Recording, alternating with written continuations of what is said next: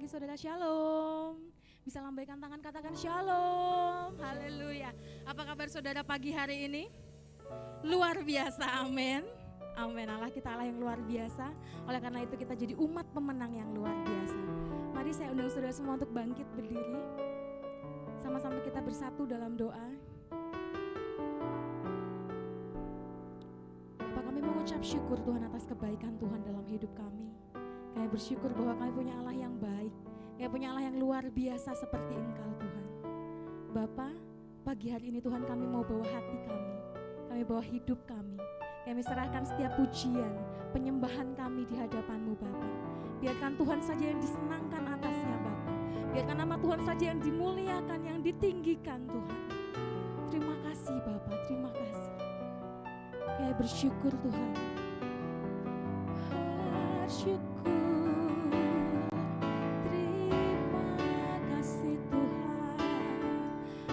Ucapan syukur kita di hadapan Tuhan saudara. Katakan terima kasih Bapa, terima kasih Tuhan,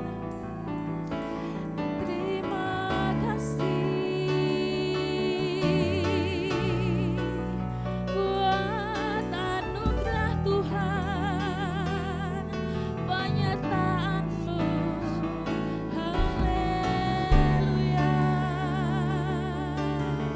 Terima kasih Bapa.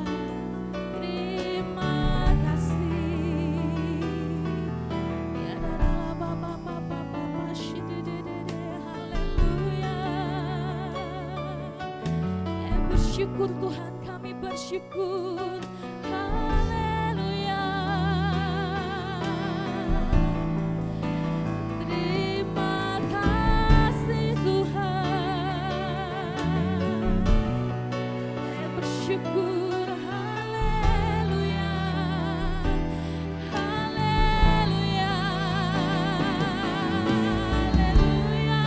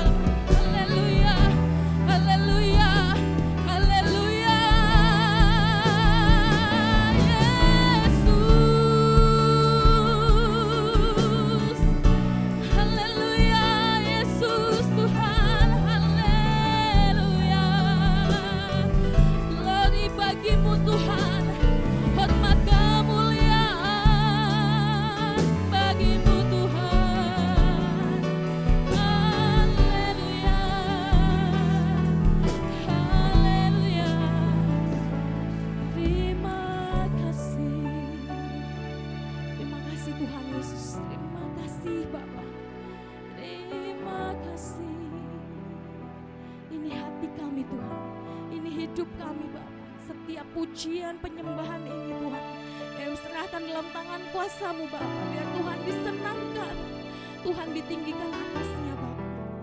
Pagi ini Tuhan, biarkan Tuhan beracara atas setiap kami dalam nama Tuhan Yesus. Haleluya, amin. Puji nama Tuhan, berikan tepuk tangan buat Allah kita. Haleluya. Saudara bersuka cita, amin. Bersuka cita, berikan tos ke kanan kiri saudara, katakan bersuka cita dalam Tuhan. Haleluya.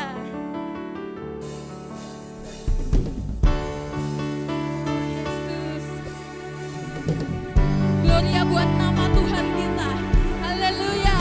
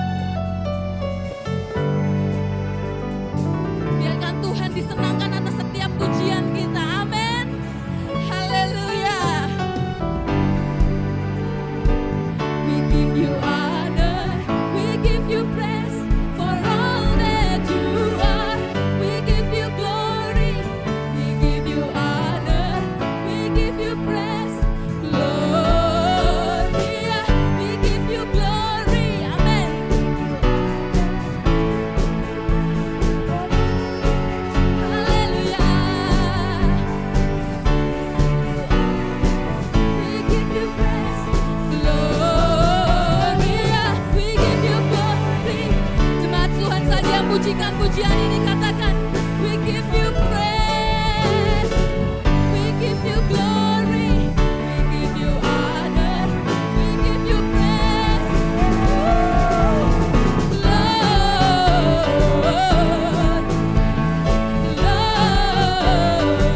Gloria, bersatu ditinggikan di atas segalanya, Gloria, Haleluya.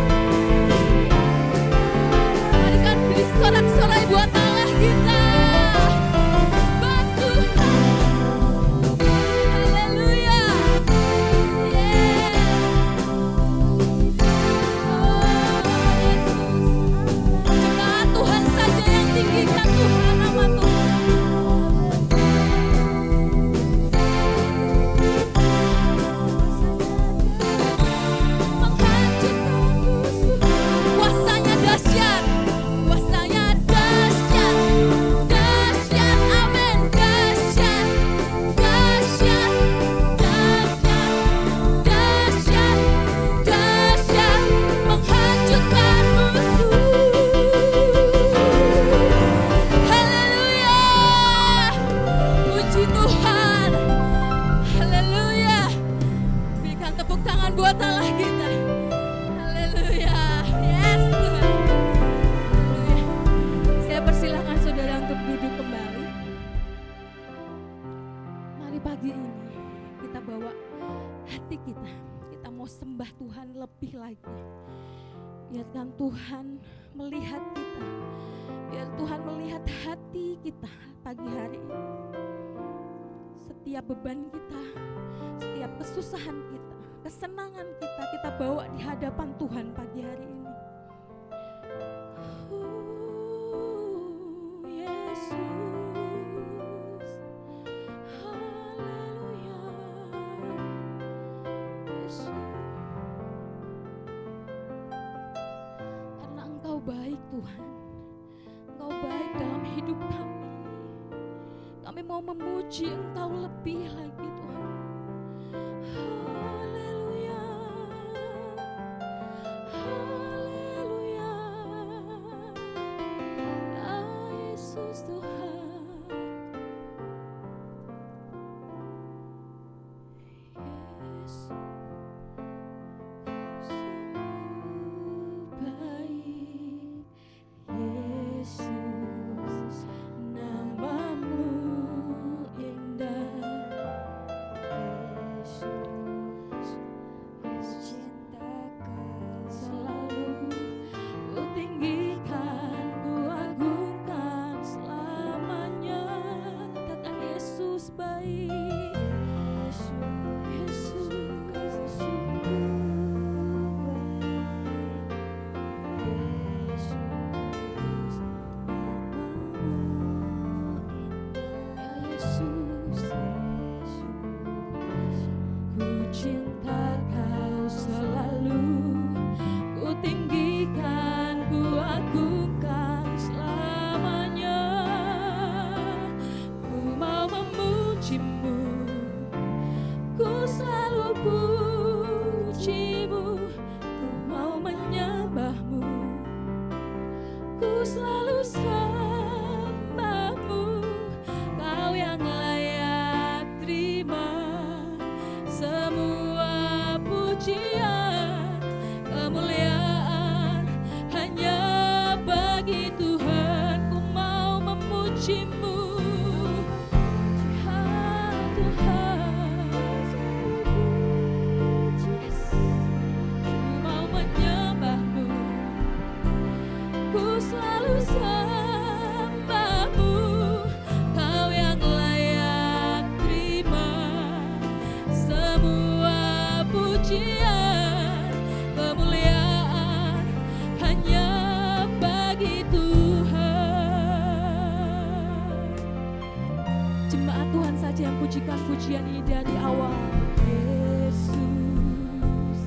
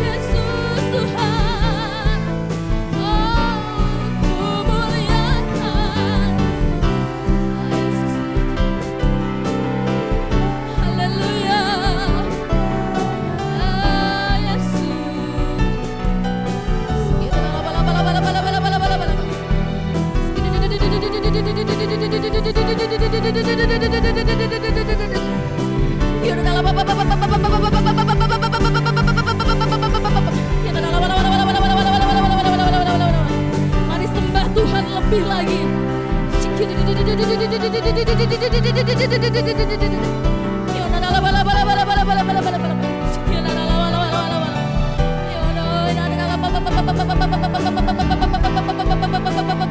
Oh Yesus Tuhan.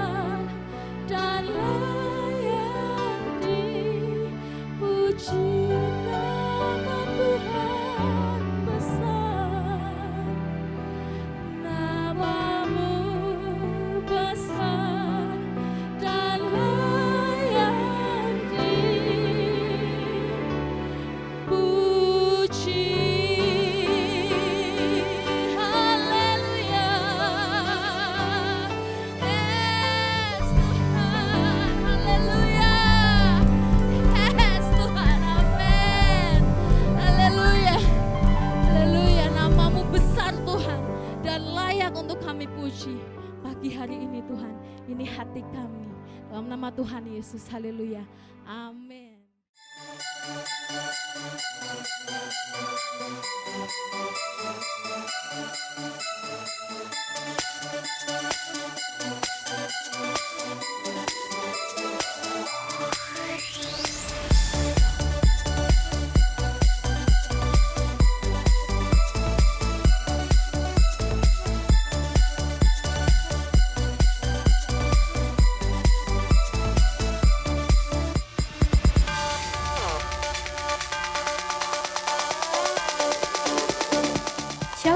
Tuhan, senang dapat berjumpa dengan Anda.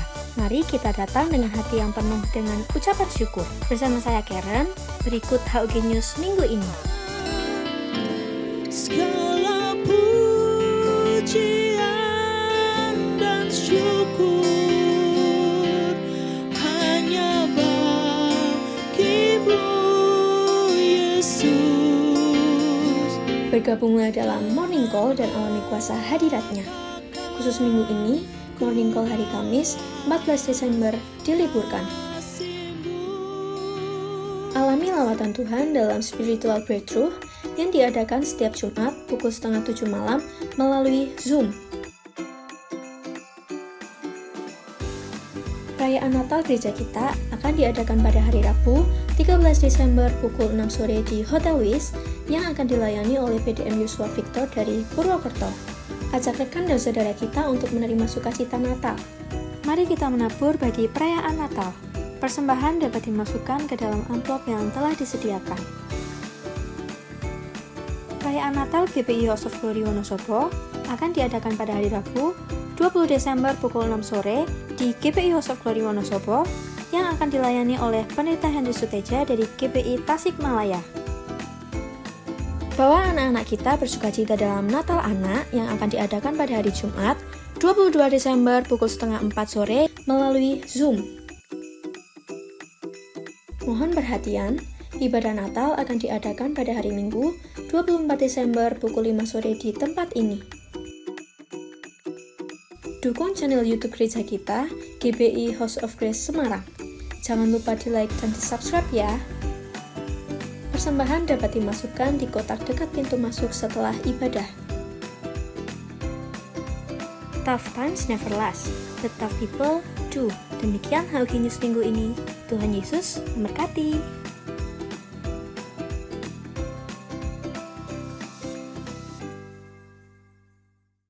Shalom jemaat Tuhan. Pagi hari ini semua diberkati, amin. Mari saya undang untuk bangkit berdiri.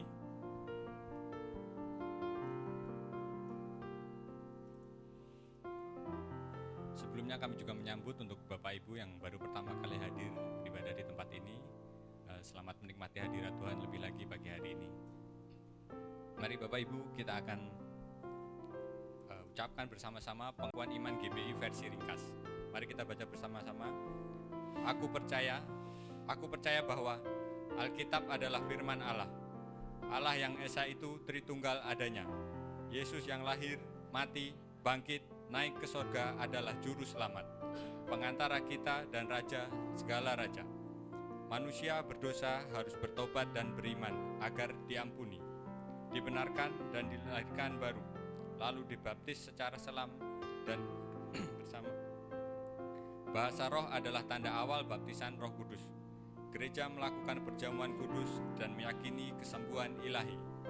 Tuhan Yesus akan datang kembali, ada kebangkitan tubuh, kerajaan 1000 tahun, hukuman kekal dan hidup kekal. Kita berikan tepuk tangan bersukacita bagi Allah kita. Di penghujung tahun 2023 ini, kita juga masih tetap percaya bahwa tahun 2023 ini adalah tahun untuk bangkit, jadilah pemenang. Mari dengan penuh semangat kita katakan bersama-sama, tahun 2023, tahun untuk bangkit, jadilah pemenang. Sekali lagi, tahun 2023, tahun untuk bangkit, jadilah pemenang. Kita berikan tepuk tangan sukacita. Mari kita naikkan doa syafaat. Bapa, kami sungguh bersukacita pagi hari ini Tuhan. Kami boleh merasakan hadirat-Mu ada di tengah-tengah kami ya Bapa. Terima kasih Tuhan, Kau telah berkati kehidupan kami dalam seminggu yang boleh kami lewati, dalam segala proses kehidupan yang boleh kami alami ya Tuhan. Terima kasih Tuhan, kami bersyukur untuk waktu-Mu yang indah pagi hari ini ya Tuhan. Pagi hari ini ya Bapa, kami mau bersatu hati, kami mau menopang untuk para pemimpin rohani kami. Kami berdoa untuk Ketua BPP GPI Pendeta Dr. Rubin Adi Abraham, untuk Ketua BPD GPI Jateng Pendeta Andreas Budi Utomo, untuk Ketua Perwil Semarang Pendeta Fauzi Mangaranap, untuk Bapak dan Ibu rohani kami ya Tuhan. Kami berdoa untuk Pendeta Dr. Insinyur Niko Nyotora Harjo, untuk Ibu Pendeta Mulyanti Suwarna di Purwokerto. terlebih untuk gembala sidang di tempat ini Tuhan, Pendeta Timotius Andi Cahyo. Bapa, berkati hamba-hambamu ini Tuhan, mereka yang senantiasa berjaga-jaga atas jiwa kami ya Bapa. Terus Tuhan, biarlah kasih karunia-Mu boleh ada di dalam hamba-hambamu ini. Hikmat dan kebijaksanaan-Mu boleh mengalir dalam kehidupan hamba-hambamu ini lebih lagi ya Tuhan. Pakai mereka ya Tuhan untuk boleh menyatakan kebenaran firman. Dimanapun mereka boleh melayani, dimanapun hamba-hambamu ini Engkau tempatkan Tuhan, biarlah nama Tuhan semakin ditinggikan ya Bapa. Karuniakan dengan kesehatan yang sempurna bagi hamba-hambamu ini Tuhan. Apapun yang mereka perlukan, Tuhan yang kiranya cukupkan. Apapun yang mereka perbuat, kiranya Tuhan juga yang buat berhasil ya Bapa.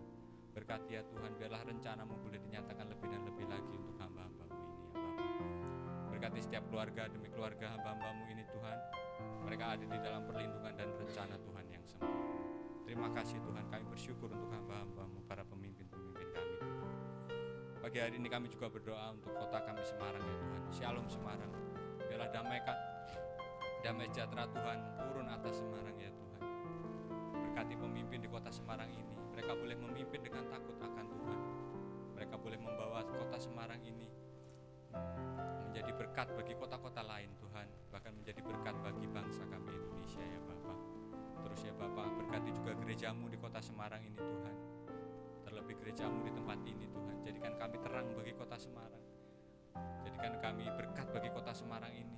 Kami boleh menjangkau jiwa-jiwa lebih lagi di kota Semarang ini ya Tuhan. Biarlah melalui kami nama-Mu boleh semakin ditinggikan, banyak jiwa boleh semakin dimenangkan ya Bapa. Terima kasih ya Tuhan, kami bersyukur untuk kota kami Semarang Tuhan. Kami juga berdoa pagi hari ini ya Bapa untuk bangsa kami Indonesia. Shalom Indonesia, biarlah kasih dan damai sejahtera Tuhan turun atas Indonesia ya Bapa. Pertobatan boleh terjadi atas Indonesia ini.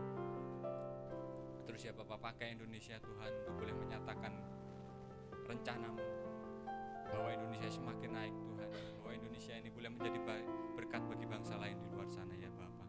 Berkati Presiden, Wakil Presiden, jajaran pemerintahan sampai tingkat terendah ya Tuhan. Semua diberkati Tuhan, semua boleh memimpin dengan takut akan Tuhan ya Bapa. Secara khusus Tuhan, kami berdoa untuk tahun-tahun politik di 2024 nanti Bapa. Bapa, kami percaya bahwa pemilu ini adalah bagian dari rencana-Mu untuk membawa Indonesia lebih baik lagi ya Bapa. Kami percaya Tuhan, Kau akan menghadirkan sosok pemimpin yang nasionalis, sosok pemimpin yang toleran, sosok pemimpin yang takut akan Tuhan ya Bapa. Pemimpin ini nantinya boleh membawa Indonesia semakin naik dan naik lagi ya Bapa. Terima kasih Tuhan, berkati keamanan bagi bangsa kami Indonesia ya Tuhan. Kami bersyukur untuk Indonesia. Terima kasih ya Bapa. Pagi hari ini kami juga berdoa untuk generasi Yeremia di era Pentakosta ketiga ini Tuhan. Percaya Engkau akan membangkitkan, memakai generasi Yeremia ini lebih lagi Tuhan. Mereka anak-anak muda yang cinta mati-matian kepada Roh Kudus, yang tidak kompromi terhadap dosa, dan akan terus bergerak untuk boleh memenangkan jiwa. Generasi Yeremia boleh membawa gereja-Mu lebih lagi Tuhan, menjadi berkat bagi kota kami, menjadi berkat bagi bangsa kami ya Bapa. Terima kasih Tuhan. Kami juga berdoa untuk kerinduan kami memiliki tempat ibadah yang permanen ya Tuhan.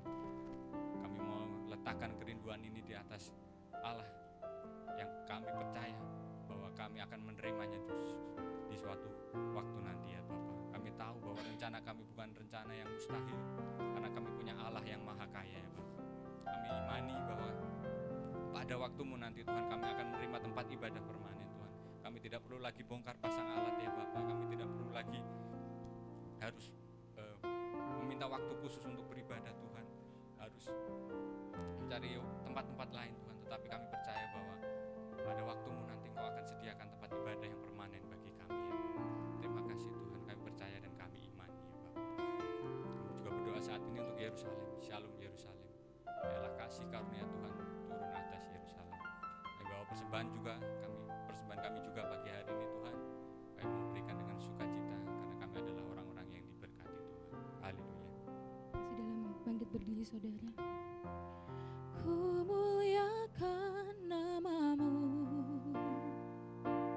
Tuhan, mulia nama-Mu Tuhan,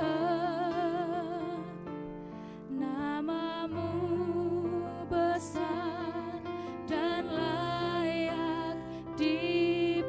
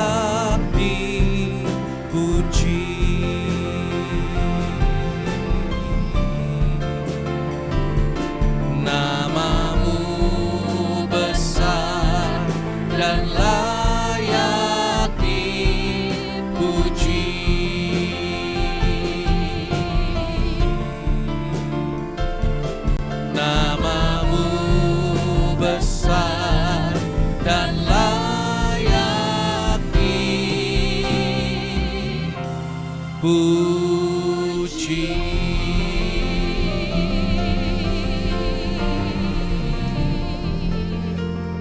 Pagi hari ini hamba-Mu berdoa bagi anak-anak kami ini Tuhan. Kiranya Engkau yang mengurapi mereka. Angkat tangan-Mu di hadapan Tuhan. Pimpin sertai mereka Tuhan. Menjadi anak-anak yang luar biasa. Engkau diurapi Tuhan. Engkau mengasihi Tuhan. Engkau adalah milik Tuhan. Berkati kehidupan mereka. Berkati studi mereka. Lindungi dari segala yang jahat. Pakai mereka bagi kemuliaan-Mu Tuhan. Terima kasih Bapa. Kami mengucap syukur. Pagi hari ini hamba-Mu juga berdoa bagi anak-anak-Mu yang berulang tahun di sepanjang bulan Desember ini. Berkat-Mu bagi mereka. Terus bertumbuh dalam kasih karunia. Menjadi saksi Tuhan. Membawa terang bagi kemuliaan Tuhan. Melalui kehidupan mereka banyak jiwa-jiwa boleh diselamatkan. Apa yang mereka lakukan Tuhan buat berhasil. Dan sebentar kami mendengar firman. Pengurapan Tuhan atas hamba-Mu yang menyampaikan dan atas kami yang mendengar. Sungguh-sungguh hamba-Mu mengaku apapun yang telah hamba-Mu persiapkan, segala pengetahuan dan pengalaman hamba-Mu tidak akan pernah ada artinya tanpa Engkau sendiri yang mengurapi dan memakai hamba-Mu. Pakai menjadi alat yang sempurna. Tidak ada seorang pun yang tidak diberkati oleh Tuhan. Dalam nama Tuhan Yesus. Haleluya, yang siap diberkati katakan amin. Sekali lagi berikan tepuk tangan bagi Allah kita. Silakan duduk Bapak Ibu.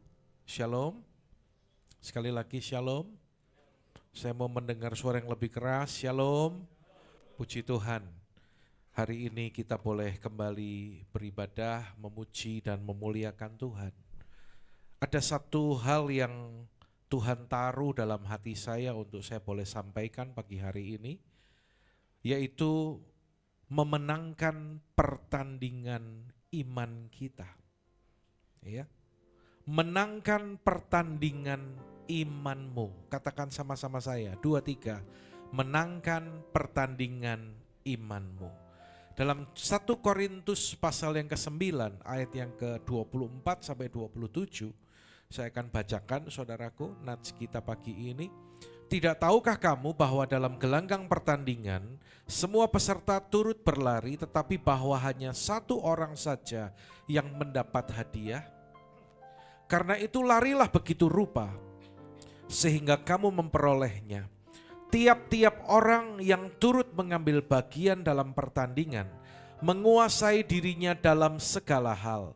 Mereka berbuat demikian untuk memperoleh suatu mahkota yang fana, tetapi kita untuk memperoleh suatu mahkota yang abadi. Sebab itu aku tidak berlari tanpa tujuan, dan aku bukan petinju yang sembarangan saja memukul, tetapi aku melatih tubuhku dan menguasainya seluruhnya, supaya sesudah memberitakan Injil kepada orang lain, jangan aku sendiri ditolak. Saudara yang dikasihi Tuhan, kita akan melihat latar belakang dari penulisan ayat-ayat ini. Rasul Paulus menggambarkan kehidupan kekristenan itu sebagai sebuah pertandingan, di mana seorang yang ada dalam arena pertandingan itu harus berjuang sampai kepada garis akhir dan meraih kemenangan. Saya percaya andai kata kita adalah seorang atlet dalam arena pertandingan, kita pun juga mau sampai kepada garis akhir. Katakan amin. Kita pun juga mau untuk meraih kemenangan. Itulah yang dilakukan oleh Paulus sebagai seorang rasul. Dia melayani, dia memberitakan Injil, bahkan dia mengalami aniaya yang hebat. Alkitab catat dia pernah terkatung-katung di tengah laut.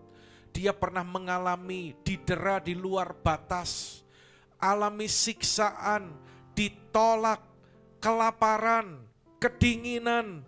Tetapi yang luar biasa adalah hal itu tidak pernah membuat Paulus menyerah. Dia tetap berjuang. Bahkan dia berkata kepada dirinya sendiri pada ayat yang ke-27, aku melatih tubuhku dan menguasainya seluruhnya, supaya sesudah memberitakan Injil kepada orang lain, jangan aku sendiri ditolak. Saudara, setiap kita di tempat ini, kita sedang ada dalam gelanggang pertandingan. Ya. Dan Tuhan mau kita menang. Amin, saudaraku. Seorang bernama Napoleon Hill, ya, dia berkata bahwa kemenangan selalu mungkin bagi orang yang menolak untuk berhenti berjuang. Kemenangan selalu mungkin bagi orang yang menolak untuk berhenti berjuang. Di tempat ini tidak ada yang berhenti berjuang, tidak ada yang menyerah. Kita akan melihat saudara bagaimana kita memenangkan pertandingan iman kita. Pada ayat yang ke-24, Paulus berkata demikian, karena itu larilah begitu rupa sehingga kamu memperolehnya. Yang pertama yang harus kita lakukan adalah lakukan sesuatu itu yang terbaik. Lakukanlah yang terbaik dalam kehidupan kita. Semua peserta turut berlari, tetapi hanya satu orang saja yang memperoleh hadiah. Dan Paulus menegaskan, larilah begitu rupa. Ya, saudara, yang terbaik yang bisa kita lakukan, kerjakanlah itu. Kita akan melakukan kalau kita percaya. Dan kita percaya kalau kita itu mengerti. Hari ini ketika saudara mendengar firman yang Tuhan berikan, engkau mengerti, engkau percaya, dan engkau melakukannya, maka engkau akan melakukan yang terbaik. Kunci sukses kehidupan Anda perhatikan di sana, 10% pengetahuan. Saya tidak mengecilkan arti kita itu studi, kuliah atau sekolah ya. Karena saya pun juga sedang berjuang untuk menyelesaikan studi saya S2. Tetapi memang survei membuktikan pengetahuan itu cuma 10%. 15% itu keterampilan. 25% itu kebiasaan atau habit. Karena itu kita harus membangun kebiasaan kita, yaitu kebiasaan yang baik. Ya.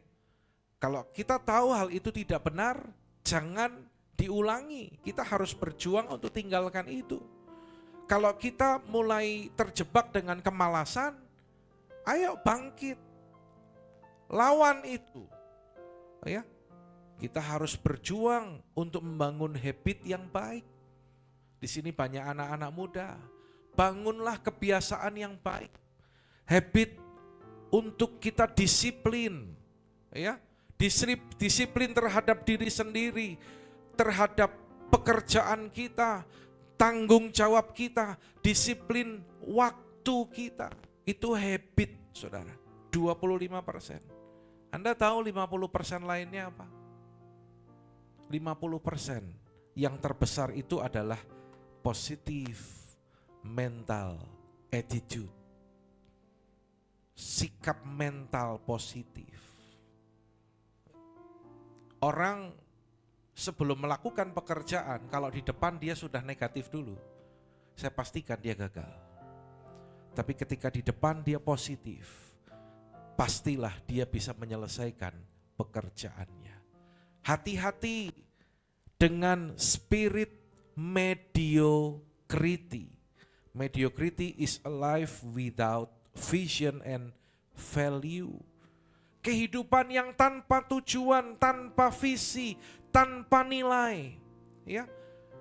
Ciri-cirinya apa? Spirit mediocrity ini netral. Suam-suam kuku atau setengah-setengah, saudara. Rata-rata, asal-asalan. Jadi kalau kerjakan sesuatu itu nggak mau lakukan yang terbaik gitu loh. Yang penting selesai. Kerjakan tugas, yang penting rampung. Kenapa kita nggak mau lakukan yang terbaik? Kenapa kita nggak mau berikan yang the best? Dalam pelayanan, yang penting aku datang melayani. Kenapa kita nggak berikan yang terbaik? Persiapkan diri sebelum melayani Tuhan. Persiapan kita untuk ibadah. Kenapa kita nggak memberikan yang terbaik? Ya, saudara, hadir ibadah itu bukan berbicara pada hari minggunya. Tapi persiapan untuk ibadah, memberikan yang terbaik dalam pelayanan atau ibadah itu dimulai dari hari Sabtu. Kalau engkau mau memberikan yang terbaik, istirahat pada waktu yang pas. Jangan terlalu malam tidur. Kalau tidurnya subuh, ya gimana bisa bangun pagi? Ya, saya selalu mengajar jemaat, belajarlah untuk tepat waktu. Bahkan sebelum waktu ibadah dimulai, usahakan Anda boleh hadir di tempat ini. Saya mau tanya, kalau Anda naik pesawat, Anda boarding. Boarding itu artinya diizinkan masuk ke pesawat 9:30. Saya mau tanya, Anda datang ke bandara jam berapa? Kalau tidak dijawab, saya pulang. Kalau boardingnya 9:30, Anda datang ke bandara jam berapa? 9:30 lebih 5? 9:30 lebih 10? 10 kurang 1/4? Jam berapa tadi Pak? Jam 8. Kalau Dewa jam berapa? 9:28 Om. Buru-buru lari-lari. Kan enggak enak loh kayak gitu, betul enggak? Nah banyak loh orang datang ibadah itu buru-buru lari-lari gitu loh. Saya mau tanya contoh kedua, anak muda. Kalian udah booking tiket lewat MTix itu ya. Filmnya film Marvel. Film dimulai jam 4 sore. Saya mau tanya, kalian datang ke dokter, kalian datang ke bioskop jam berapa? Jer? Setengah 4 pagi. Bioskop mulai jam 4. Kamu datang jam berapa?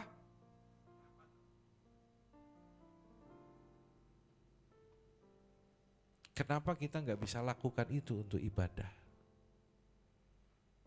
Hari ini kita mau belajar ya untuk membangun habit yang baik. Sesuatu yang tidak baik jangan diterusin. Stop, ganti dengan kebiasaan yang baik. Sesuatu yang perlu diperbaiki, katakan stop Tuhan, aku mau beri yang terbaik. Jangan rata-rata, jangan asal-asalan. Kalau kita cuma asal-asalan rata-rata, maka hidup kita juga menjadi rata-rata dan hidup yang asal-asalan. Orang yang dikuasai spirit mediocrity ini juga ahli cari alasan. Jangan terbiasa ya, selalu punya alasan. Saya pernah ketemu nih sama orang yang kayak gini. Gini, ditanya kenapa, dia punya alasan A. Gitu, ditanya kenapa, dia punya alasan B, dan seterusnya. Bilang kanan kiri, di sini tidak ada. Amin. Ya. Safety player. Tidak berani ambil resiko. Saudara, segala sesuatu itu pasti ada resikonya. Untuk bekerja, untuk studi, memulai satu karir, atau Anda bekerja pada perusahaan, pasti ada resiko-resiko. Ya, engkau mengambil keputusan itu ada resiko. Jangan pernah takut mengambil keputusan. Jangan pernah takut untuk ambil resikonya. Karena kita percaya Tuhan akan menolong kita. Ya. Pasif, kurang proaktif.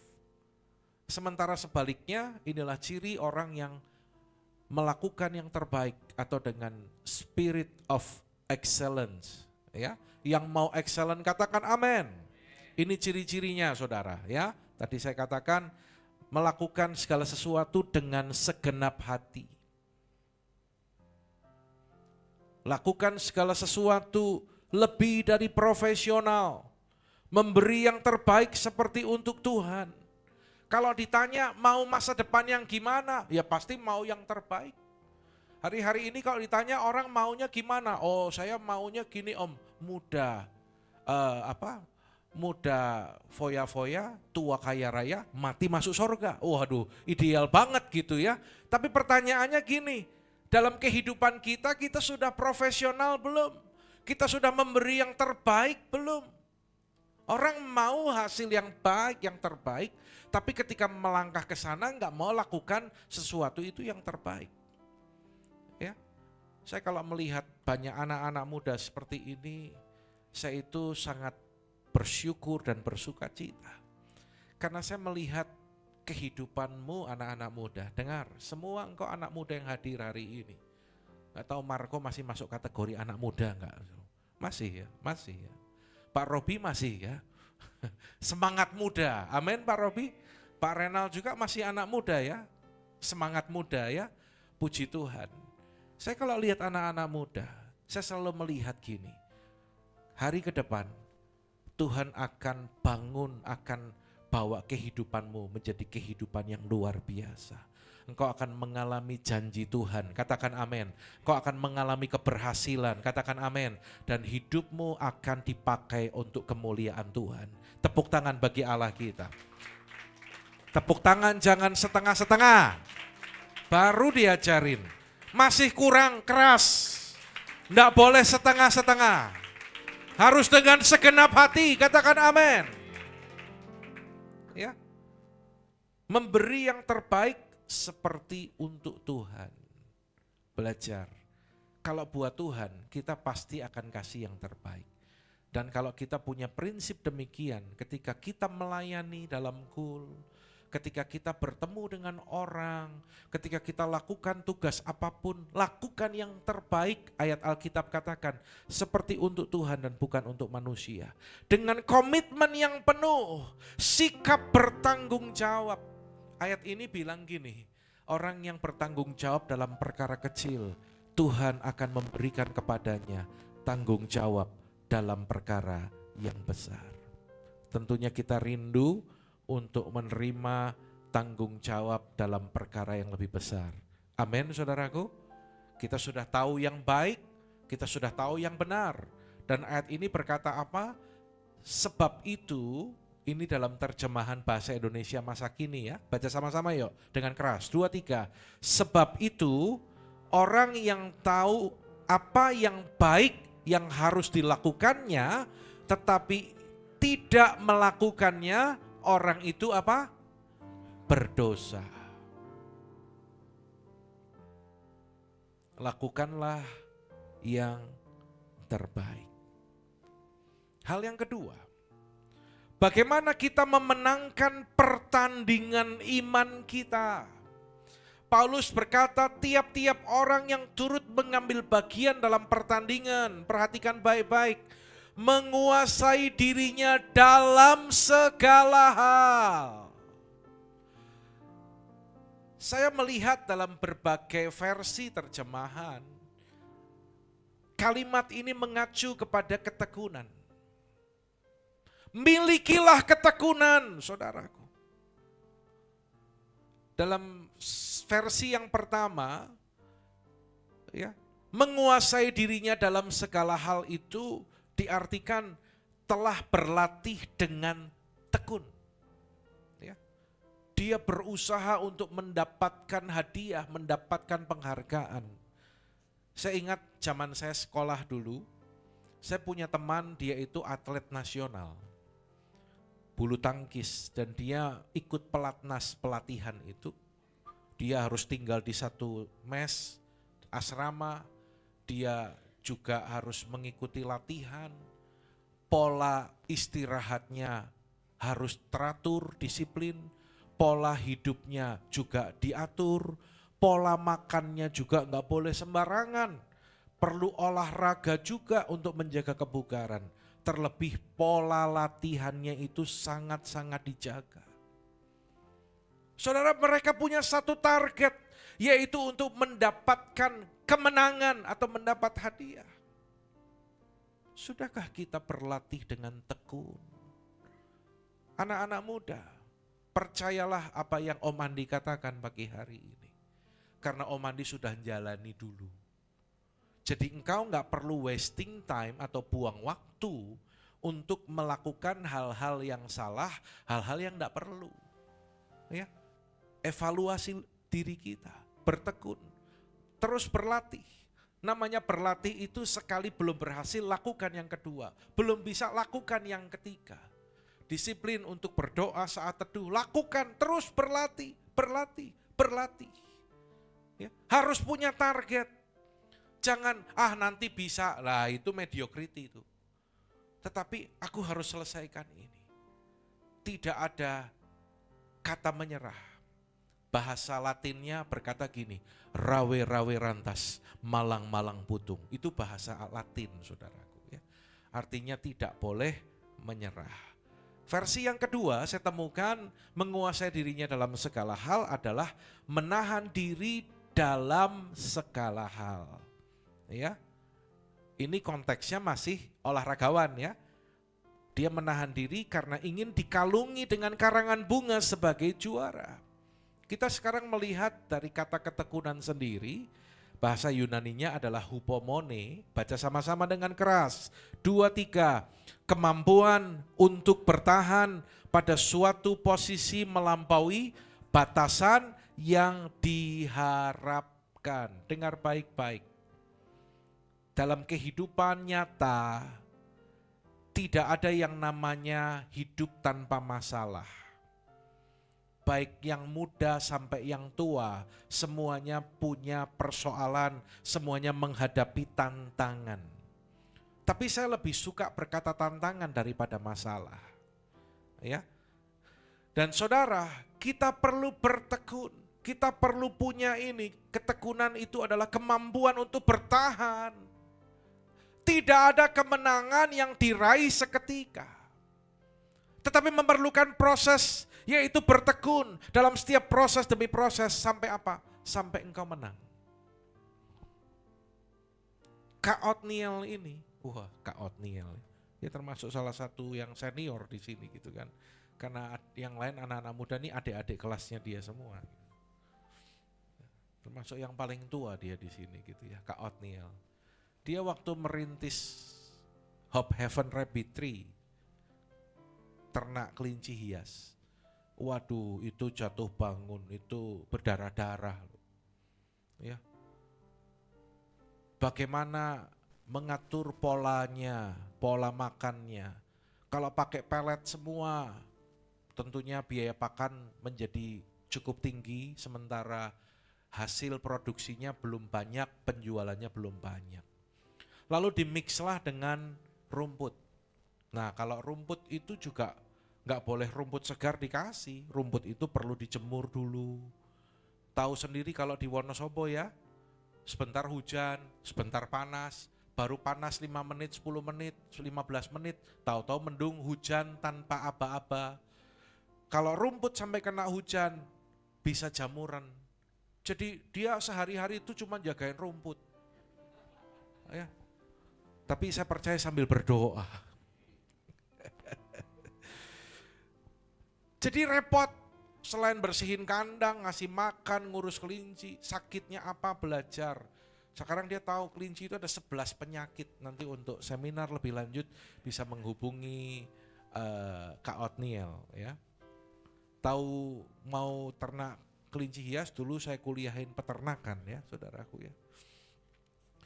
Lalu belajar apa lagi? Asupan gizi yang tepat buat kelinci apa? Masa-masa kelinci itu masa-masa birahinya kapan, masa suburnya kapan, proses ngawinkannya gimana, kalau nggak bisa nggak mau cara mancingnya gimana, disuntik apa, suntiknya di bagian mana, mau di belakang leher, di bawah kulit, atau di bagian belakang sini, atau yang lain. Kalau sakit gangguan pencernaan, nanganinya gimana, belajar itu nggak mudah. Sekarang sudah lebih teratur, jenisnya sudah banyak. Hotel buat kelincinya, do you understand what I mean? Hotel, kandang kelincinya dulu cuma satu deret. Sekarang 3 deret, 3 deret, 3 deret. Dan yang di situ juga ada 3 deret lagi. Sistem minumnya sudah otomatis, jadi ditinggal seperti ini, kosong ngisi sendiri. Ya, tukangnya ini tukangnya ya. Kalau ada yang mau buat seperti itu di rumah, Anda mau minum otomatis, nanti ngisi sendiri, bisa pesan dengan saya. Jadi kayak kelinci dong. Sistem kandangnya, sanitasinya gimana? Ah, ini tukangnya nih ya. Tapi yang saya mau sampaikan gini, jadi pada waktu proses itu sempat ngambil rumput biar irit pakan. Dia ambil rumput, kalau suruh koster gereja nanti juga perlu ada uang tambahan untuk dia. Sama aja keluar uang. Lalu beli arit, jadi Pak Tani, ngarit teh, ohmu itu ngarit, pakai caping gitu. Kalau dia pas pakai caping pegang arit, pasti kamu gak kenal dia. Sudah ireng, kecebur panas. Ngarit, wah sehari, 2 hari, 3 hari, seminggu. Ternyata tahu enggak, di luar pengertian kita, rumput yang diambil itu sudah dikasih pestisida, di Roundup. Kasih racun buat mati, dikasihlah ke kelinci. Sampai beberapa indukan kesayangan itu sakit, sekarat dan akhirnya mati. Sempat drop. Saya juga ikut dorong dia waktu saya ke Bandung. Saya bilang sama maminya Otniel, Papi tak beliin kelinci ya, sepasang ya, jenis yang dia belum punya. Supaya dia semangat lagi. Benar ketika saya pulang bawa kelinci, dia bisa tersenyum lagi setelah berduka berhari-hari karena kematian kelinci. Kelinci hamil, nunggu masa kelahiran, bisa hamil semu. Sampai jadi lahir, bisa lahir posisi mati anak-anaknya. Nggak gampang, tapi semuanya perlu proses. Perlu proses. Inilah yang dikatakan untuk meraih kemenangan itu, kita perlu bertekun dalam proses itu sampai menang. Anak-anak muda, engkau yang sedang kuliah hari-hari ini, bertekunlah dalam proses itu. Selesaikan kuliahmu, berikan yang terbaik bagi orang tuamu dan bagi Tuhan. Amin. Jangan pernah ada kata menyerah, ya. Harus berjuang sampai garis akhir. Tough times never last, but tough people do. Masa yang sulit itu tidak akan pernah bertahan. Tetapi orang yang tangguh, katakan orang yang tangguh. Dengan segenap hati ya, ngomongnya ya. Orang yang tangguh akan bertahan. Katakan kanan kiri, cari 2-3 orang, katakan masa yang sulit tidak akan pernah bertahan, tapi orang yang tangguh akan bertahan. Bilang dulu kanan kiri. Cari orang kedua, bilang lagi. Ya, puji Tuhan. Tepuk tangan bagi Allah kita, tepuk tangan bagi Allah kita. Nah saudara, saya pernah sampaikan ini, tapi Tuhan tuntun untuk saya ulangi kembali, karena hidup John Stephen Akhwari ini menjadi inspirasi bagi banyak orang. Dia adalah seorang pelari maraton asal Tanzania dan dia mengikuti Olimpiade tahun 1968. Dia tidak mendapatkan medali sebagai seorang juara, tetapi bagaimana namanya itu bisa terkenal. Jadi ceritanya pada saat Olimpiade itu dia berlari dan sudah hampir masuk ke daerah finish. Artinya sudah lebih dari 3/4 jarak yang ditempuh, karena dia lari itu menempuh sekian jarak, sekian kilometer, dan itu sudah hampir habis. Tiba-tiba dia mengalami kram dan dia jatuh. Lalu karena jatuh itu sendi lututnya itu bergeser. Sehingga dia nggak bisa lari dengan baik, kesakitan. Tetapi yang luar biasa, dia nggak berhenti loh saudara. Dia cari kain untuk mengikat bagian atas dan bagian bawah lututnya. Dan dia tetap berusaha untuk berlari dengan menyeret kakinya seperti ini, terseok-seok. Sampai akhirnya dia nggak kuat dan dia berjalan lebih lambat. Orang heran, kenapa kalau dia terus berjuang untuk sampai ke garis finish. Pemenang pertama lomba maraton menyelesaikan larinya dalam waktu 2 jam 20 menit. Sementara John Stephen Akhwari akhirnya masuk garis finish pada waktu 3 jam 20 menit, selisih 1 jam.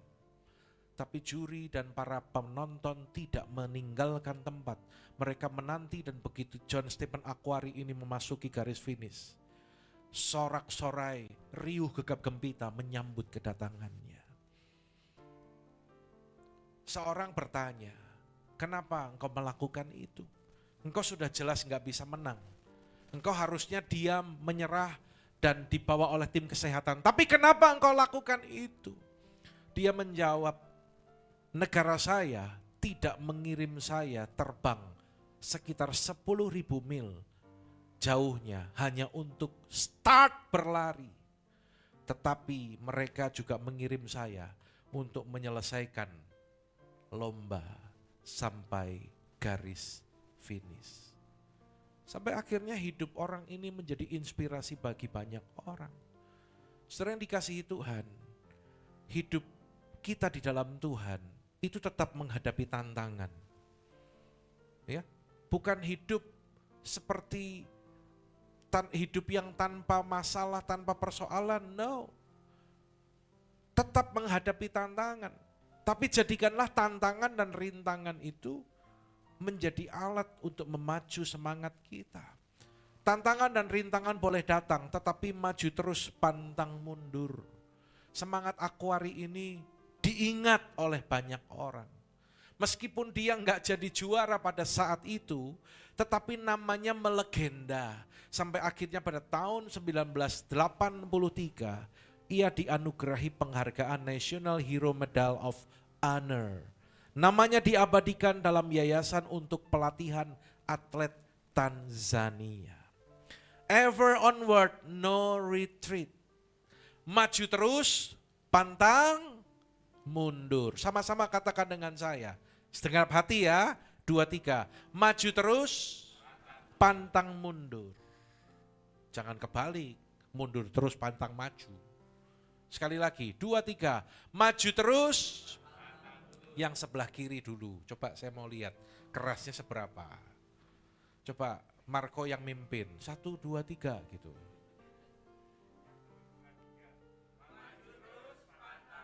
Oh ya, sekarang di sini Esra yang mimpin.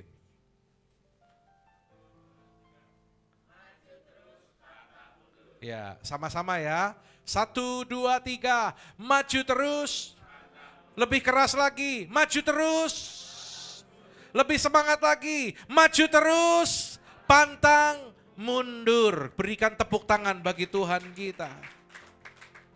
Yang ketiga, yang terakhir. Bagaimana kita memenangkan pertandingan iman kita? Hiduplah dengan tujuan. Yang pertama adalah lakukanlah yang terbaik. Yang kedua, milikilah ketekunan. Dan yang ketiga, hiduplah dengan tujuan. Ini digambarkan Paulus dalam tulisannya. Sebab aku tidak berlari tanpa tujuan dan bukan petinju yang sembarangan saja memukul. Artinya tidak boleh asal-asalan, saudaraku. Hidup itu adalah sebuah perjalanan, bukan jalan-jalan. Berapa kali kalau saya ke mall, saya ketemu dengan kenalan atau teman atau siapapun, ketemu orang yang saya kenal di sana. Kalau kita ketemu orang di mall, lama gak ketemu, iya apa kabarnya Jeng? Kalau dia cewek gitu kan. Apa kabarnya? Iya, tumben nih, iya, iseng. Orang kalau jalan-jalan itu jawabnya apa? Iseng. Ingat loh, hidup kita bukan jalan-jalan, tapi hidup kita itu sebuah perjalanan. Ya, kalau perjalanan punya tujuan, tapi kalau jalan-jalan iseng tadi enggak punya tujuan. Hidup dalam kehendak Tuhan adalah hidup dengan tujuan. Tujuannya siapa? Tujuannya Tuhan atas hidup kita, bukan tujuan kita pribadi. Ingat baik-baik, ya.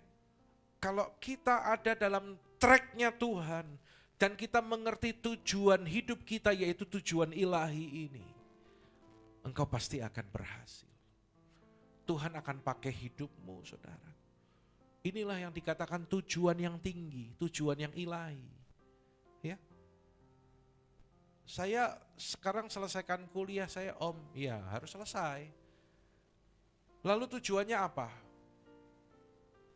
Ya, nanti lulus, kerja, dapat yang gajinya besar, banyak duit.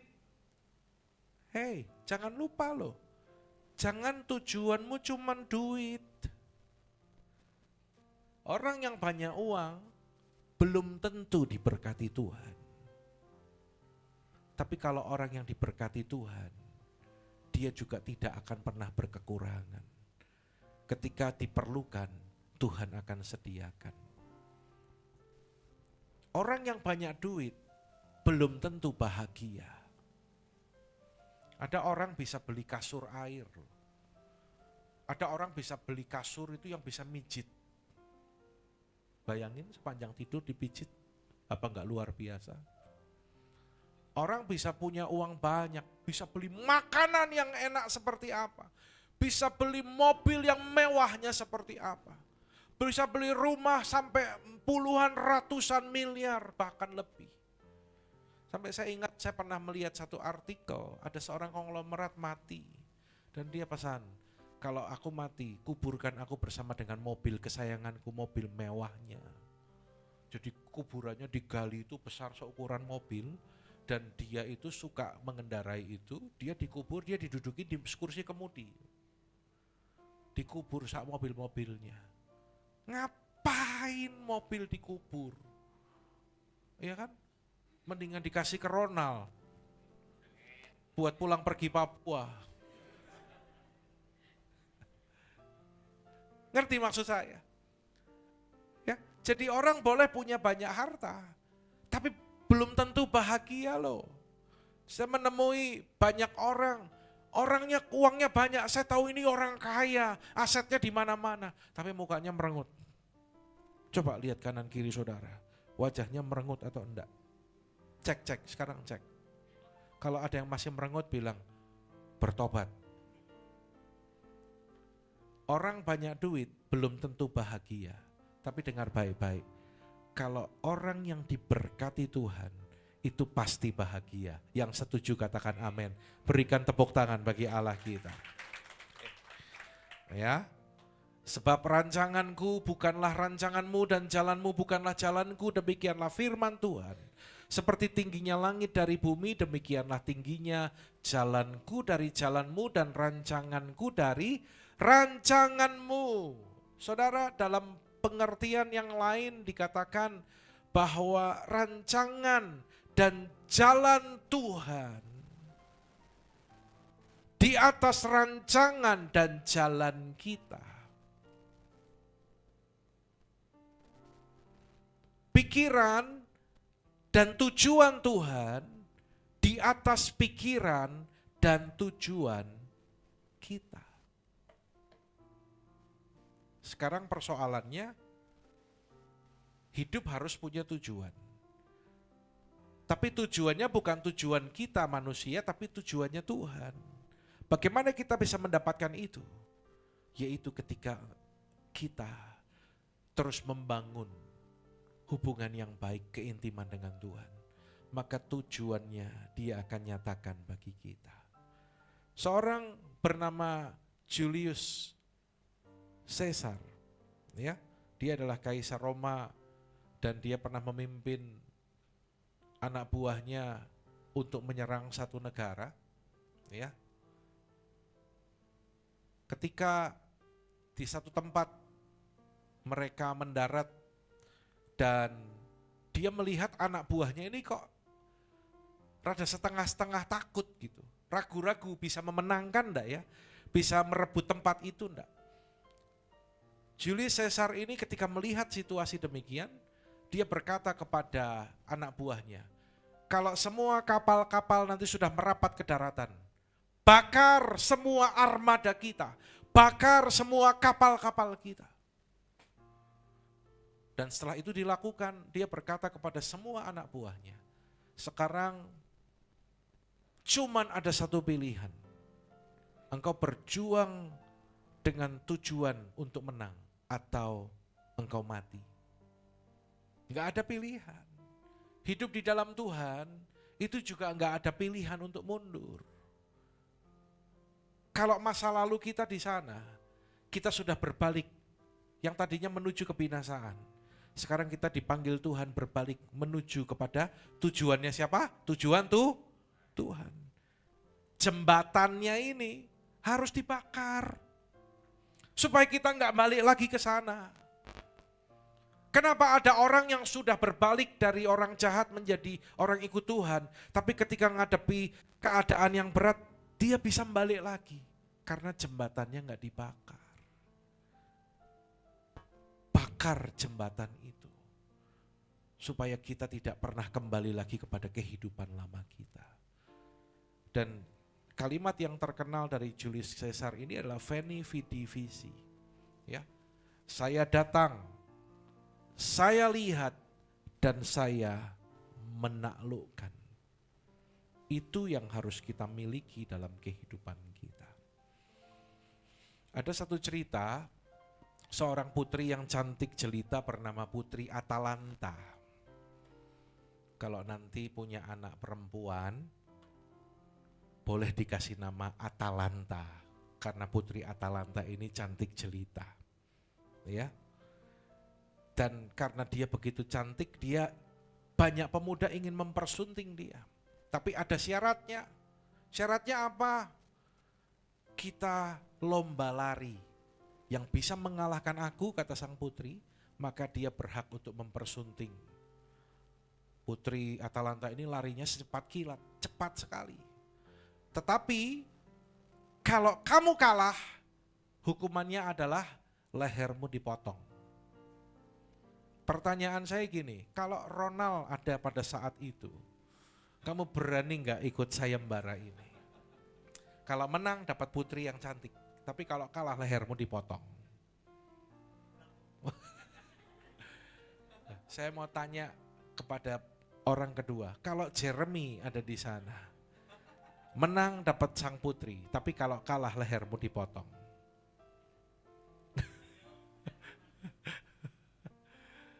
Ya. Kalau Valen?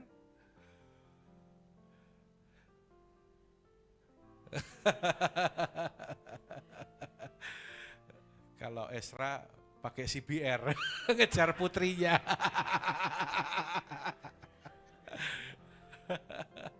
Ya.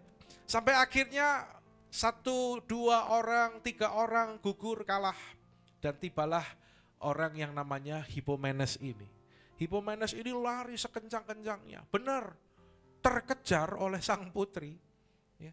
Dan sampai akhirnya putri itu pelan-pelan mulai menyusul dan mulai meninggalkan dia. Putri sambil ngeledek, sambil bilang leher gitu. Artinya sebentar lagi lehermu dikorok kayak gitu. Tapi Hippomenes ini dia itu mengeluarkan sesuatu dari jubahnya, yaitu apel emas, dan dia lempar di jalan. Putri sempat terganggu konsentrasinya, kaget, bener gak ini emas gitu ya. Dan pada saat itu Hippomenes lari lebih kencang lagi dan putri mulai tertinggal. Begitu sadar merasa dijebak, sang putri kembali mengejar. Dan Hippomenes kembali melemparkan apel yang kedua. Jangan-jangan ini emas murni, kata sang putri. Hippomenes terus berlari, mendekati garis finish. Dikejar lagi oleh sang putri. Sampai akhirnya ketiga kalinya Hippomenes keluarkan apel ketiga. Dan kali ketiga sang putri tidak tahan. Akhirnya dia mengambil apel itu. Dan benar ini emas. Dan sampailah Hippomenes ke garis finish. Hippomenes menang. Pertanyaan saya, kenapa putri kalah? Karena tidak fokus kepada tujuan. Kita harus punya tujuan. Banyak orang kalah dalam pertandingan karena tergiur. Dunia ini banyak hal-hal yang menggiurkan, yang mengganggu kita untuk kita sampai kepada tujuannya Tuhan. Mau enggak pagi hari ini saya mengajak kita semua untuk berkomitmen. Tuhan, apapun yang aku alami, yang aku hadapi, tantangan, tawaran, iming-iming apapun dari dunia, tidak akan pernah membuat aku tergiur dan aku lari dari tujuan-Mu. Maukah kita berkata, Tuhan, aku mau menyelesaikan pertandingan imanku dengan baik. Istri Lot, ketika Tuhan perintahkan lewat malaikatnya, keluar, larilah dari Sodom dan Gomora karena aku akan membinasakan kota itu.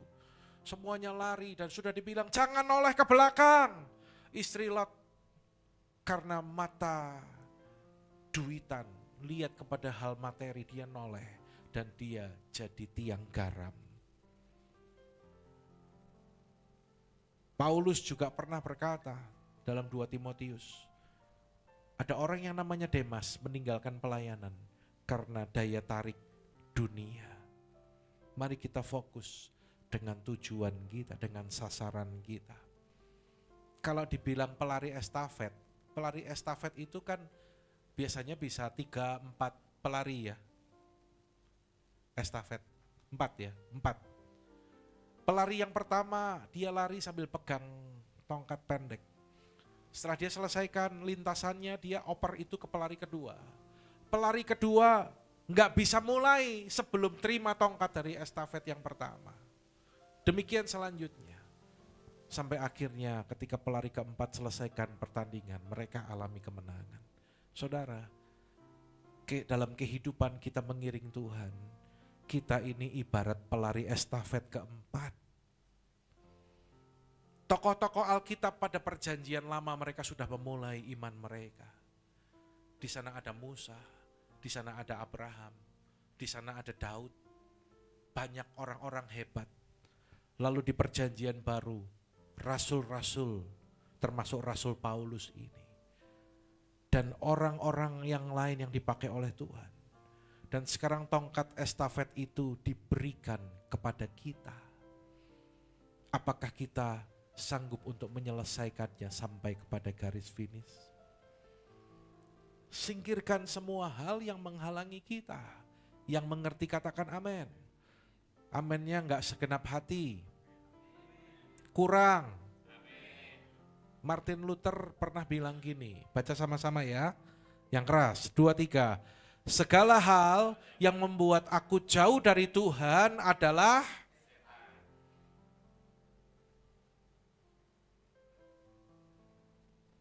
kalau ada istri yang sampai jauh dari Tuhan karena dilarang-larang suami, segala hal yang membuat orang jauh dari Tuhan adalah bukan suaminya itu setan maksudnya, tapi di balik itu setan itu bekerja. Kalau ada orang gak bisa datang sama Tuhan, gak bisa ibadah atau gak bisa pelayanan gara-gara pekerjaan, segala hal yang membuat dia jauh dari Tuhan adalah, coba bilang kanan kiri saudara kalimat ini, hayati. Ngomongnya itu sambil tatap wajahnya saudara. Coba, kalau yang sudah suami istri, pria dengan pria, wanita dengan wanita. Jangan ngomong dengan istri orang lain saudaraku ya. Coba bilang, semua hal yang membuat kita jauh dari Tuhan adalah setan. Gitu ya Om? Iya. Berarti kalau aku sebenarnya kalau dengar dapat broadcast dari Om Andi morning call, aku tuh sebenarnya ada kerinduan loh Om. Ada kerinduan Om. Tapi nyatanya kok aku gak bisa ikut ya Om. Segala hal yang membuat kau jauh dari Tuhan adalah setan. Ya, hati-hati. Waktu saya sampaikan ini di Wonosobo, ada orang yang gak bisa hadir kebaktian karena gak dapat izin dari bosnya. Langsung quotation ini difoto, dikirimin, tapi bukan dikirim ke bos, dikirimin ke orang yang gak boleh izin, yang gak boleh kebaktian itu. Ya, kita harus peka, kita harus punya prinsip. Dia pernah tanya ke saya, gimana ya Om, saya kondisinya gini. Saya bilang gini, ya kalau untuk hal ibadah kamu gak dapat izin, kamu pikirin sendirilah. Lebih penting mana, pekerjaanmu atau ibadahmu kepada Tuhan, Sang Sumber berkat. Ya, kita harus mengerti, pokoknya semua yang menjauhkan kita, itu adalah setan, menjauhkan kita dari Tuhan. Kita harus hati-hati. Kita mau selesai, ini menjelang slide-slide terakhir, Anda bisa merasakan ini, amin? Ada kelegaan, katakan amin. Kalau menjelang slide terakhir, yang lemah dikuatkan, yang ngantuk melek lagi. Ya, Paulus berkata, saudara-saudara, aku sendiri tidak menganggap bahwa aku telah menangkapnya, tetapi ini yang aku lakukan. Aku melupakan apa yang telah di belakangku dan mengarahkan diri kepada apa yang di hadapanku dan berlari-lari kepada tujuan untuk memperoleh hadiah, yaitu panggilan sorgawi dari Allah dalam Kristus Yesus. Berlari-lari kepada tujuan. Ada seorang bernama Florence Chadwick. Dia menantang dirinya berenang melintasi lautan dari pantai California menuju Pulau Catalina dengan jarak sekitar 40 km. Wow. Siapa yang di sini kuat berenang sejauh 40 km? Laut loh saudara, ya. Hawa dingin, cuaca dingin. Belum kalau ada anakan hiu di sana, ya. Tapi dia mau pecahkan rekor itu, dia renang. Dan dia lakukan itu. Ketawa dulu. Nanti kalau ulang tahun tak kasih anakan hiu kamu ya. Terus dia lakukan itu. Setelah 15 jam berenang, berapa jam? Anda kalau berenang berapa jam? 15 jam berenang. Si Florence ini dia mulai kecapean dan artinya dia mulai ragu-ragu apakah dia bisa menyelesaikan. Dia ngasih kode kepada petugas yang ada di motorboat. Lalu temannya itu, timnya itu berkata, ayo Florence kamu bisa, sedikit lagi, ayo lanjutkan. Lalu dia lanjutkan lagi 1 jam. Dan setelah itu dia benar-benar memberikan kode dan minta diangkat dari air. Lalu di darat, dia berkata, yang membuat aku berhenti bukan karena aku tidak kuat, bukan karena aku menyerah, tapi yang membuat aku berhenti, memutuskan untuk berhenti adalah karena aku tidak bisa melihat batas daratan atau garis pantai dari pulau Catalina. Kabut begitu tebal, udara begitu dingin, air dinginnya menusuk. Aku tidak bisa lihat tujuan. Jadi aku nggak bisa selesaikan ini. Dan timnya berkata, sayang sekali kamu nggak lanjutkan. Padahal jarak dari titik engkau berhenti sampai ke tempat tujuan itu hanya tinggal 800 meter lagi. Eman-eman enggak? Enggak ada orang ya? Ini udah gini-gini loh, eman-eman enggak? Sayang kan? Berapa banyak orang udah tinggal sedikit lagi sampai garis finish. Berhenti. Jangan nyerah ya. 4 hal ini. 3. Lakukan yang terbaik. Milikilah ketekunan dan hiduplah dengan tujuan. Amin. Bangkit berdiri saudaraku.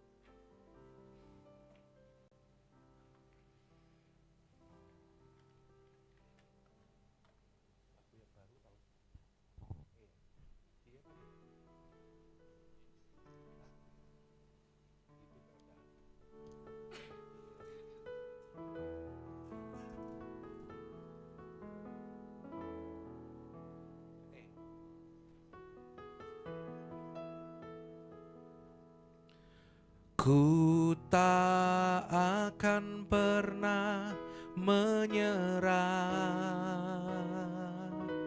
sampai ku lihat kau bekerja. Ku percaya mujizat kan nyata. Ku takkan berhenti percaya.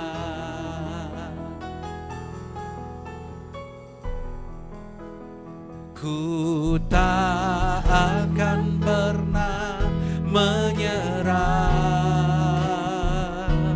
sampai ku lihat kau bekerja. Ku percaya mujizat kan nyata. Ku takkan berhenti percaya.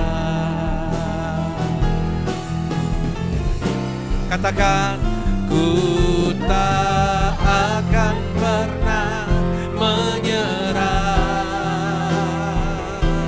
sampai ku lihat kau bekerja. Ku percaya mujizat kan nyata. Ku takkan berhenti percaya. Mari angkat tangan kita bersama.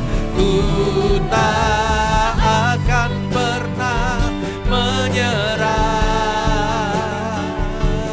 sampai ku lihat kau bekerja.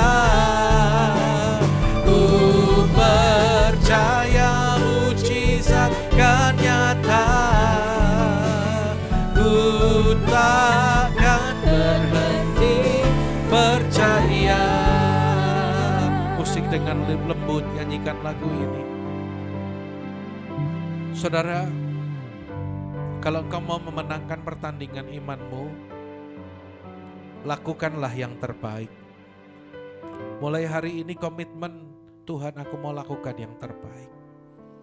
Yang kedua, milikilah ketekunan. Dan yang ketiga, hiduplah dengan tujuan. Mari kita yang mau meresponi firman, boleh saya mengajak kita membuka kedua tangan kita di hadapan Tuhan.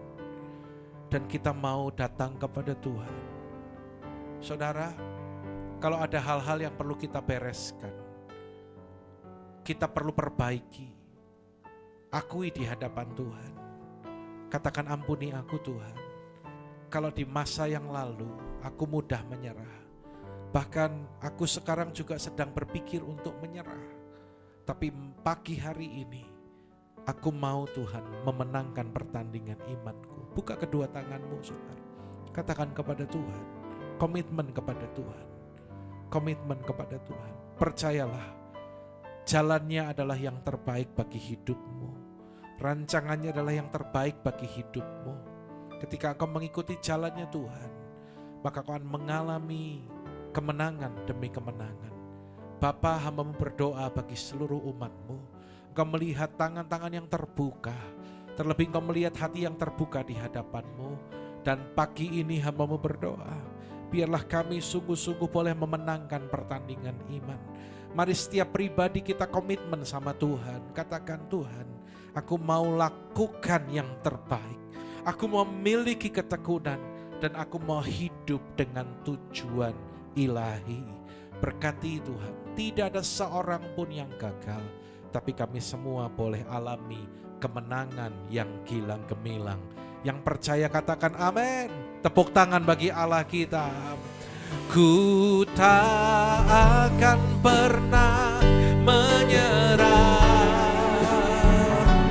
sampai ku lihat kau bekerja. Angkat tanganmu. Cahaya mujizat kan nyata. Ku takkan berhenti percaya. Ku takkan berhenti percaya. Ku takkan berhenti percaya. Sekali lagi berikan tepuk tangan bagi Allah kita. Sebentar kita masuk dalam perjamuan kudus. Anda boleh siapkan roti dan anggur. Perjamuan kudus adalah bagi mereka yang sudah percaya kepada Tuhan Yesus sebagai Tuhan dan Juru Selamat dan sudah memberi diri untuk dibaptis. Namun jika ada dari saudara yang belum dibaptis tapi engkau siap untuk menerima baptisan berikutnya dan engkau dengan iman percaya kepada Tuhan Yesus, engkau boleh ambil perjamuan kudus. Firman Tuhan berkata, orang yang menerima perjamuan kudus dengan cara yang benar akan mendatangkan berkat dalam kehidupannya. Mari saudara saat ini renungkan baik-baik. Sekali lagi kita introspeksi diri kita. Bereskan segala dosa dan pelanggaran. Jika ada hal-hal yang salah, akui di hadapan Tuhan. Buang ganjelan, lepaskan pengampunan.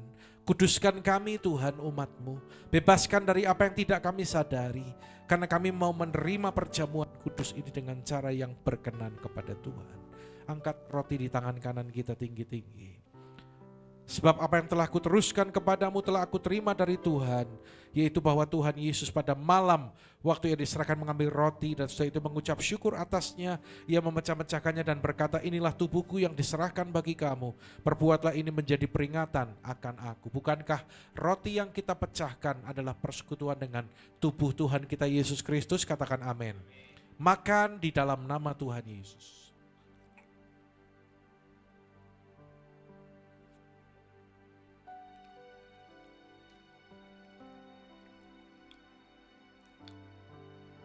Sekarang angkat cawan di tangan kanan kita tinggi-tinggi. Demikian juga yang mengambil cawan sudah makan lalu berkata, cawan ini adalah perjanjian baru yang dimateraikan oleh darahku. Perbuatlah ini setiap kali kamu meminumnya, menjadi peringatan akan aku. Bukankah cawan pengucapan syukur, yang atas yang kita ucapkan syukur adalah persekutuan dengan darah Tuhan kita Yesus Kristus? Katakan amin. Minum di dalam nama Tuhan Yesus.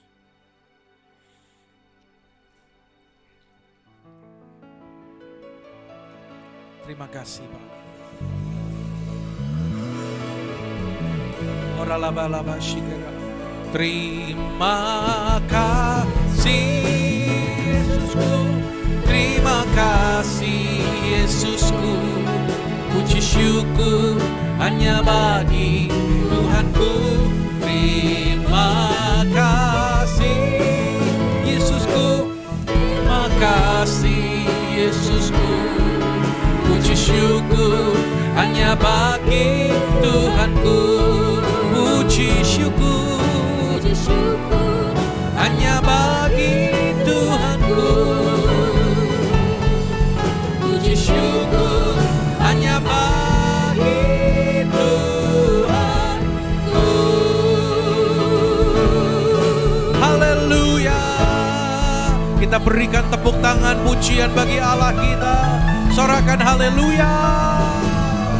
Sorakan haleluya. Engkau yang diberkati dan dipulihkan, lebih keras lagi katakan haleluya. Berkati anak-anak-Mu Tuhan. Hari ini mereka beribadah dengan penuh sukacita.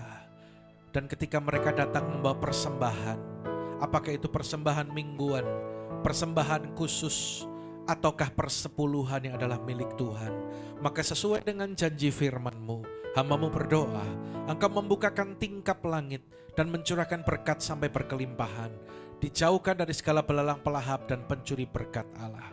Diberkati kehidupan-Mu, diberkati usaha pekerjaan-Mu, diberkati studimu, diberkati seluruh kehidupan-Mu. Nama Tuhan dipermuliakan. Sekarang kembali angkat kedua tangan kita.